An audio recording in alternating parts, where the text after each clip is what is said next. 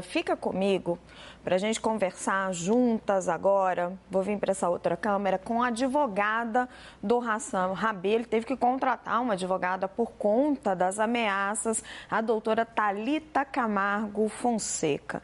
Doutora Thalita, seja muito bem-vinda ao CNN 360. Obrigada pela sua presença.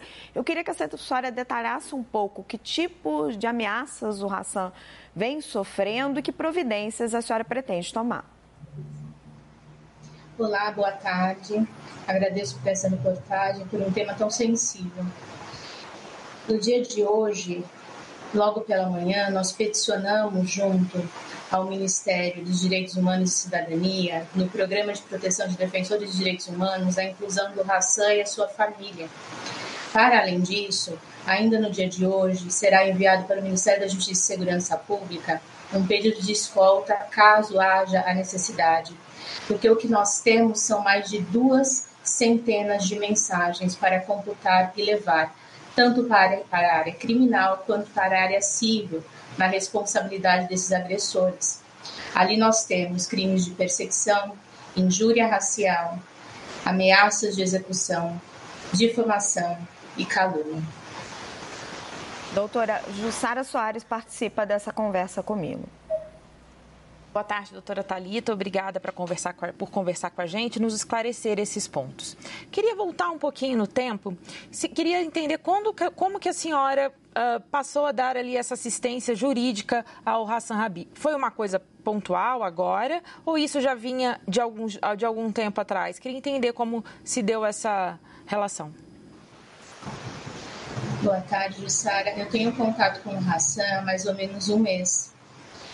Uma colega em comum pediu que eu fizesse essa interlocução com o Hassan, também para a acolhida dele no Brasil, porque, infelizmente, nós ainda não temos um programa para acolhimento de pessoas que passaram por umas situações tão difíceis, com graves violações de direitos humanos, como é o caso desses repatriados, todos brasileiros, que vieram nessa primeira lista.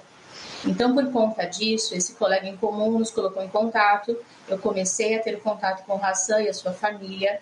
Ainda permaneço em contato com a mãe e as irmãs de Hassan, que continuam em Gaza, com a previsão de entrar nessa segunda lista para que tenham um visto humanitário para o Brasil. E quando o Hassan chega, nós ficamos muito felizes, claro, que ele, a esposa e as filhas conseguiram aportar no Brasil, porém, infelizmente, alguns dias depois já começaram essas centenas de ameaças. Doutora, essas ameaças, a senhora podia, por favor, repetir os delitos? A senhora disse que está pedindo a inclusão dele num programa de proteção e eu queria saber se elas são de cunho político, se na sua avaliação tem a ver com a disputa política que se instalou no país. Infelizmente, não tem como haver uma desconexão disso, porque o nosso país ele está polarizado e há uma barbárie em relação a crimes de forma digital. E o que nós temos agora em mãos, com mais as 200 de mensagens, é que uma equipe de advogados composta por mim e outros colegas que trabalham com violação de direitos humanos no Brasil, nós vamos, claro, levar a requisição de instauração de inquérito policial à Delegacia de Crimes Digitais aqui em São Paulo, para que todas as pessoas recebam as punições devidas e também, claro, arquem com a consequência de danos morais na área civil. Por quê? Porque é uma desumanidade essas pessoas que acabaram de sair de um momento de guerra, onde tinham a sua integridade física e mental violada, chegarem no país e continuarem com essa violência psicológica, principalmente porque eles ainda não estão seguros. Lembrando que parte da família deles continua em um território que está em guerra. Jussara. Doutora, a gente estava conversando um pouquinho mais cedo, fora do ar, e eu queria que a senhora detalhasse isso aqui também, sobre o porquê que a senhora fez essa solicitação ao Ministério dos Direitos Humanos para que o Hassan fosse incluído naquele programa de proteção aos defensores dos direitos humanos. Queria que a senhora explicasse esse argumento com o qual a senhora apresentou esse pedido. No Brasil, nós temos duas possibilidades de programa de proteção de pessoas. Um programa que se chama Provita, que é a descaracterização de identidade das pessoas e localidade onde eles moram. E um outro programa, que é esse, de proteção de defensores de direitos humanos, que é vinculado ao governo federal. E este programa, ao contrário do programa Provita, que descaracteriza, digamos, a identidade das pessoas, este é para fortalecer, para que elas continuem fazendo os seus papéis de defensores de direitos humanos. No caso do Hassan, ele acabou se tornando um símbolo, a partir do momento que ele era um dos únicos que tinha internet estável para manter a comunicação com o Brasil e também divulgar as violações que estavam acontecendo em Gaza. E por esse motivo, o Hassan ele passa a ser, sim, um protetor de direitos humanos no país. E por conta disso, eu peço a inclusão no programa. A senhora tem notícia se outros repatriados também estão sofrendo ameaças?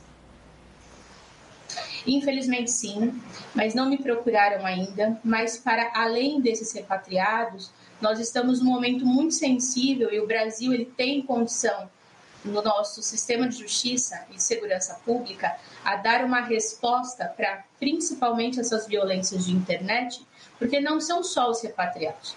Os muçulmanos aqui também passaram a sofrer, os judeus aqui também passaram a sofrer. Então, numa sociedade polarizada, elas leva ao extremo, digamos assim, todos os tipos de argumentações e decisões de cada um. Só que essas ações, elas têm sim uma conotação criminal, infelizmente, e essas pessoas têm que responder por isso. Porque se nós não dermos conta de conseguirmos a punição dessas pessoas, mesmo que esses crimes sejam virtuais, nós estamos empoderando diante da impunibilidade. E nós não podemos deixar que isso aconteça nesse caso do Hassan e nem os outros casos que têm chegado. Jussara. Doutora, imagina que a senhora esteja conversando com o Hassan ao longo de todo o dia.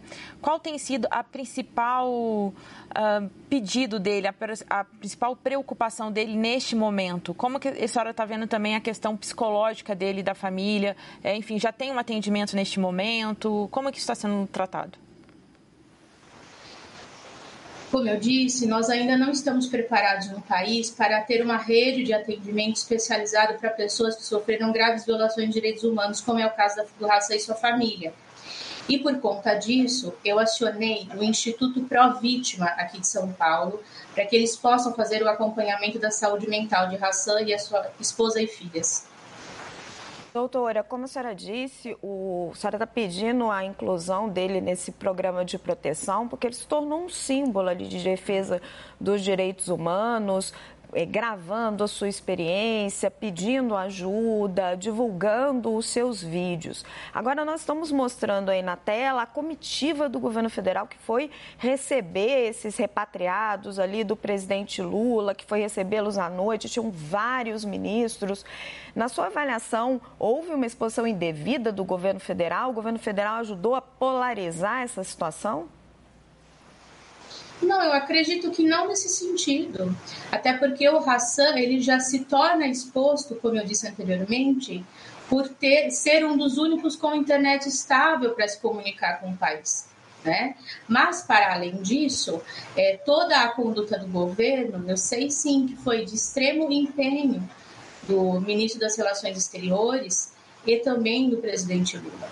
O que nós temos que imaginar agora é que quando essas pessoas chegam em solo nacional, nós temos que recebê-las em várias formas de acolhimento.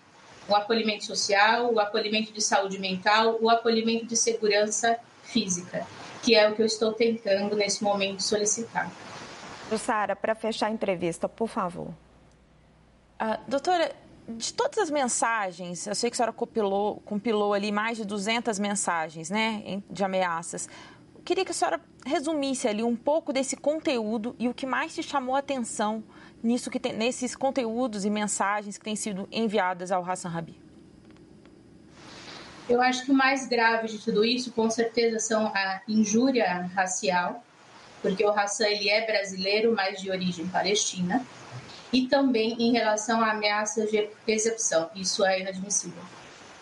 Nós conversamos com a doutora Thalita Camargo Fonseca, advogada de Hassan Rabih, brasileiro, repatriado. Doutora, agradeço muito a sua presença aqui no CNN 360, falando de um tema tão sensível. E Jussara e eu lamentamos muito que o Hassan esteja passando por isso. Depois de tudo que ele viveu em Gaza, é uma tristeza que a polarização no Brasil esteja provocando a ele mais esse sofrimento.